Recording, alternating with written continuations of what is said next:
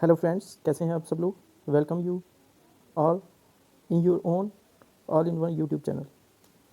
सो दोस्तों, आज हम डिस्कस करने जा रहे हैं सिविल सर्विसेज रेगुलेशन, जे के सिविल सर्विसेज रेगुलेशन। ये दोस्तों सेकंड पेपर है, सेक्रेटरी असिस्टेंट का जो डिपार्टमेंटल पेपर होता है। और दोस्तों इसके मार्क्स, मैक्सिमम मार्क्स हैं 100, और जो टाइम होता है उसमें 3 घंटे मिलते हैं। 3 घंटे में ये 100 नंबर का पेपर हमें करना होता है। दोस्तों ये 6 पेपर होते हैं, और 6 में से आपको एग्रीगेट आपको चाहिए 240 मार्क्स। और अगर एक पेपर में आपके 35 होते हैं और किसी पेपर में 45 आ गए, तो मतलब जो आपकी एवरेज हैं वो 40 बन जाती है। इसी हिसाब से आपकी मतलब किसी 35 भी हैं अगर एक पेपर में, और बाकी पेपर में ज़्यादा हैं, आपको एग्रीगेट जो चाहिए वो 240 चाहिए। मतलब 35 वाला आपका इंडिविजुअल पेपर पास होगा और 240 आपको एग्रीगेट चाहिए ही चाहिए। सो दोस्तों, ये सेक्रेटरी असिस्टेंट के जो सिलेबस है उसमें ये सेकंड पेपर है। ये है जे के सिविल सर्विसेज रेगुलेशंस। दोस्तों ये 3 पार्ट में डिवाइड है। पहला पार्ट है इसका जे के सिविल सर्विसेज रेगुलेशन। उसमें फिर जो डिफरेंट चैप्टर्स हैं, ये हम सब कुछ वन बाय वन डिस्कस करेंगे। जो पार्ट बी है उसमें लीव रूल्स आ जाते हैं 1979। और उसके बाद जो सी है, Jammu and Kashmir civil services medical allowance के बारे में रूल हैं, ये 1990। सो दोस्तों, आज हम जो इसका पहला चैप्टर है उसके बारे में डिस्कस करेंगे। दोस्तों जो पहला चैप्टर है उसका नाम है एक्सटेंट ऑफ एप्लीकेशंस।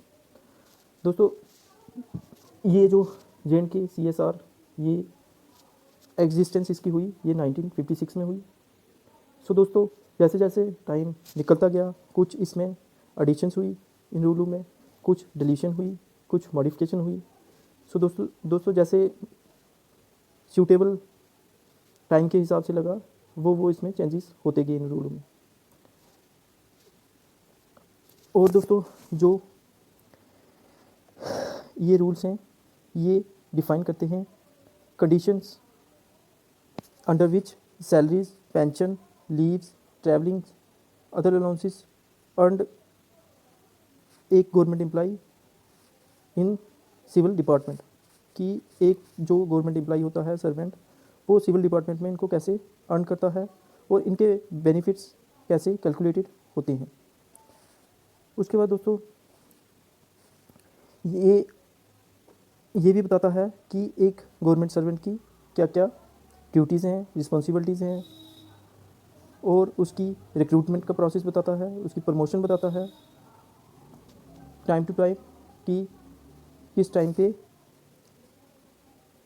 कैसी सिचुएशन, मतलब जैसे अब 1956 में जो क्वालिफ़िकेशंस सर्वेंट को, गवर्नमेंट सर्वेंट जॉब के लिए चाहिए होती थी गवर्नमेंट के लिए, वो अब 2022 में धीरे धीरे जो चेंज हुई हैं, तो इसी हिसाब से ये टाइम टू टाइम शो करता है रिक्रूटमेंट प्रोसेस और प्रमोशंस। इसके बाद दोस्तों अगर कुछ चेंजिंग लानी होती है इन रूल्स में, जो कैंसिल करने होते हैं, तो ये राइट भी गवर्नमेंट के पास ही है। अगर दोस्तों रेगुलेशंस का कुछ गलत मीनिंग निकलता है, अगर उसमें कुछ मतलब डिस्प्यूट खड़ा हो जाता है, तो उसका मीनिंग भी गवर्नमेंट का ही राइट है, वही बताती है। इसके बाद दोस्तों अगर कहीं पे अनफेयरली ये रूल किसी गवर्नमेंट एम्प्लॉय पे अनफेयरली एप्लीकेबल हों, तो उस केस में गवर्नमेंट ही इसको सीज करती है, ये भी गवर्नमेंट के पास ही राइट है। इसके बाद दोस्तों ये हम देखेंगे प्रीवियस ईयर क्वेश्चन, ये आया हुआ है सेक्रेटरी असिस्टेंट एग्ज़ाम में, पर्पस ऑफ जे के CSR रेगुलेशन, और ये 5 नंबर का क्वेश्चन आया है। दोस्तों CSR में डिफरेंट प्रोविजंस हैं जिसके थ्रू एक गवर्नमेंट एम्प्लॉय अपने क्लेम करता है।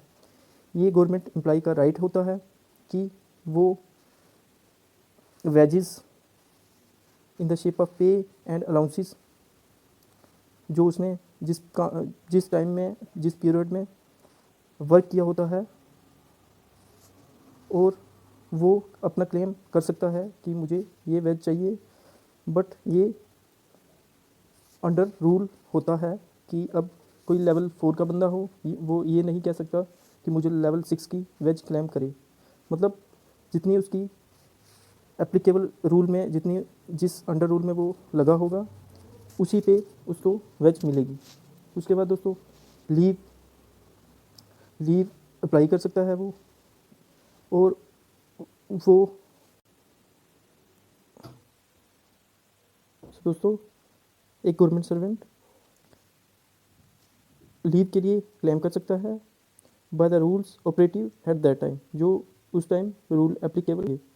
इसके बाद दोस्तों एक गवर्नमेंट सर्वेंट पेंशन का भी क्लेम कर सकता है जब वो रिटायर होता है। रिटायर के बाद वो उसकी सर्विस क्वालिफाइंग होनी चाहिए पेंशन के लिए, और इसके बाद उसको पेंशन बेनिफिट मिलते हैं। जहाँ दोस्तों एक गवर्नमेंट सर्वेंट रिज़ाइन करता है, या discharge from the government services. But दोस्तों इसमें एक बात का ध्यान रखा जाता है कि वो एक उसकी क्वालिफाइंग सर्विस होनी चाहिए, तभी उसको पेंशन मिलेगी।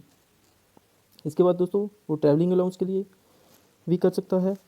जो क्लेम है वो ट्रैवलिंग अलाउंस का, अगर जैसे कोई गवर्नमेंट कुछ ऑफिस के वर्क के लिए ही कहीं जाता है, तो वो अपने ट्रैवलिंग अलाउंस के लिए कर सकता है। जितनी वो जर्नी करेगा उसको वो भी गवर्नमेंट प्रोवाइड करवाएगी। जो दोस्तों at the time of transfer भी ट्रैवलिंग अलाउंस अंडर रूल मिलता है।